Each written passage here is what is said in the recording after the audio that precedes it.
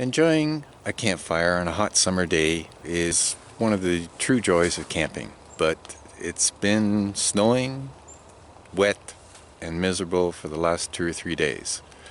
Building a campfire in weather like this is a bit of a challenge.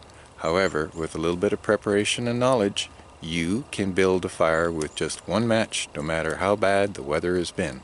Let me show you how. I'm in the middle of a mature forest. There are a lot of trees that have been struggling for light. Many of them have died. What I'm going to look for is a birch that's been laying on the ground for quite a while. Kind of like what you see here.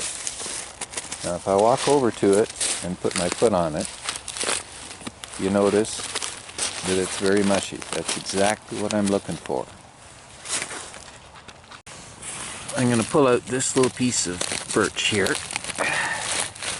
It's been on the ground for quite some time. The wood is very rotten.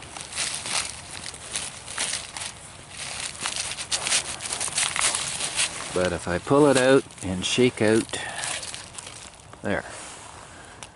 What I've got with me now is what's going to become a chimney of birch.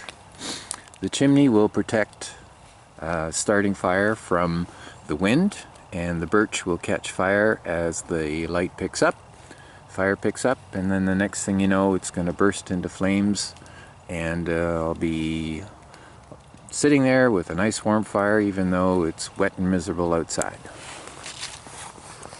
This birch has fallen on the ground. It's been laying there for quite a while. The wood itself is of no use to me. However, there's a lot of bark that I can peel off, and I'll use that in building the fire. I'm just going to go and grab a bunch of pieces here. Even though it's very wet and damp on the ground, the birch will light easily and quickly. A good trick to keep in mind when you're looking for kindling, and this is a phrase you can think about, is go to the living to find the dead. I'm in the middle of this forest, and as you can probably tell, it's fairly mature. There's a lot of cover, and the cover keeps the rain, at least a good chunk of it, from falling down and making things wet. But underneath these trees you'll find a lot of dead branches that you can use for kindling. Kindling, of course, is the small stuff that you use to get the fire started. Here, let me show you.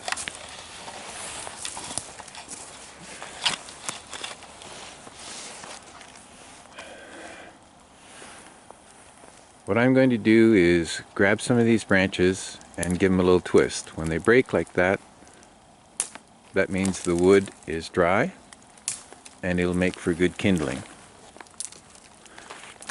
If it bends, like these will, it's not dry and it won't burn quickly. So, we're ready to make a fire. There are 3 essential components to making a fire. 1, you need fuel. That's hardwoods usually is preferable, things like maple and oak. 2, you need kindling. That's smaller stuff. Split cedar is great. Spruce boughs, things like that is fine. And the last thing you need is kindling.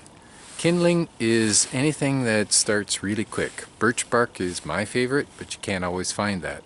You can find alternatives, things like the fluff that you see in milkweed pods, the fluff that you see from cattail pods. If you find an old cedar tree that has died a long time ago, if you peel the old bark off it and you dig around on the inside of it and you dig up that loose, dry bark on the inner side, that makes great kindling too. Let me show you what I mean. What we see here is tinder. Tinder is anything that catches light quickly and easily. If you put a match to it, it ignites promptly and the flames are intense, but they generally don't last long. Birch bark is my favorite if I can find it. What I've done here is harvested some from the forest floor. It was from a dead tree, but because birch bark grows in layers, I've peeled it apart so that what you see here is very dry and it will light quickly and easily. Alternatives to that are things like cattail pods like this one. That will light promptly and quickly. Another alternative would be an old cedar tree that died a long time ago. If you peel the outer bark off it and dig away and pull out some of the inner bark. That lights quickly and easily. Another alternative is something like a milkweed pod. That catches light very quickly, and it's not a problem to get a fire started. What you see here is kindling. Kindling is what you need past the point where you get the fire actually started, and that's with your tinder. It's something that will light easily and then catch fire, and hopefully it'll stay lit long enough that you can actually apply your fuel, your firewood to it, and that'll get your fire burning. This is some cedar that I've split. Cedar is very light, quick burning fuel, but it doesn't last very long. These are some branches that I've pulled off a spruce tree, and as I mentioned before, if you go to the living to find the dead, it's easy to find some branches that have been protected from the rain, and they'll be dry enough to catch light quickly and easily and get your fire started. In a mature forest like this, a lot of the saplings are in a race to reach the canopy. They're struggling for light to survive. As a result, they grow tall and skinny with very few branches on the side. Many of them unfortunately don't make it. Like this one here. This is a young maple tree, and you can tell by the lack of bark that it's died. And if you look at it, it's relatively small, reaches up a good length, and you don't see any branches until you're much higher up there. This is an ideal tree.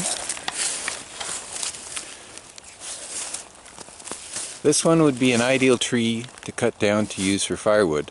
A lot of times if you're in popular provincial parks, by the time you get to a designated campsite, if you actually want to build a fire, you take a look around and all of the good pieces of wood have already been taken. Best bet is to stop before you get to your campsite in a mature forest like this one and look for a dead tree like this. This is relatively easy to cut because there's no branches on the top. You can drag it back down through the forest to your canoe, cut it up into smaller pieces, and then take it to your campsite. Very simple. The wood that you see here is dried maple. It's a sapling that I've culled from a mature forest. It died trying to reach for the sunlight. It's very easy to split, no problems at all. Hardwoods like maple last a long time, but they take a little bit more energy, more heat to get ignited. The first thing that I've done is set up a bit of a log cabin structure. This will be the base, and I'm going to put more stuff on top of that that's going to make it easy to light.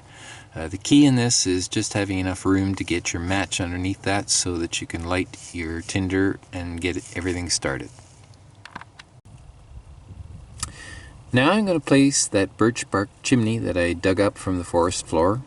I went around looking for a log that was quite rotten on the inside, but the bark on the outside is very substantial.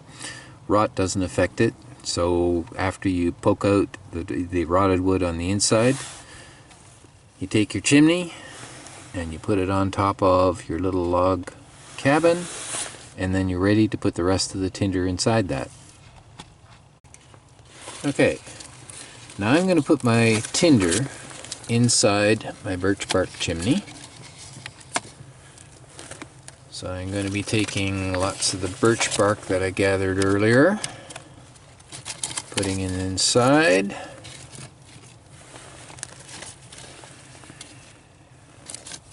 And what I'm hoping to do is to get some of the really combustible pieces down on the bottom, so that they'll start easily.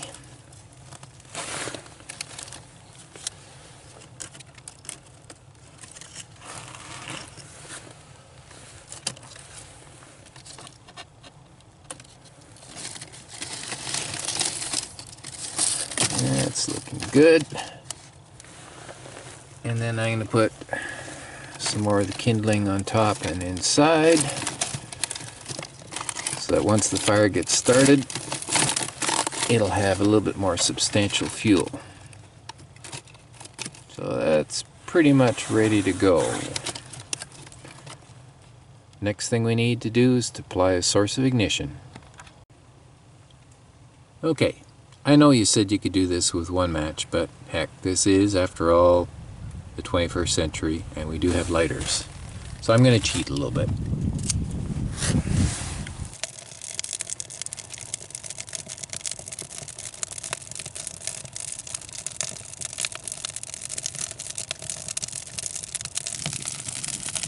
So, as you can see now, the chimney effect has started to take effect.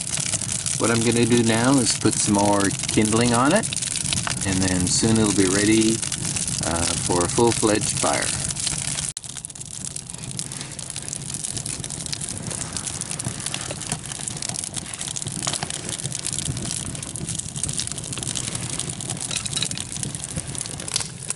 So, even though everything was really wet when we started, by now we've got a good fire going, and the heat from that fire is just going to dry the wet wood even more, and the next thing you know, we'll have a nice, comfy, cozy fire regardless what the weather's doing outside.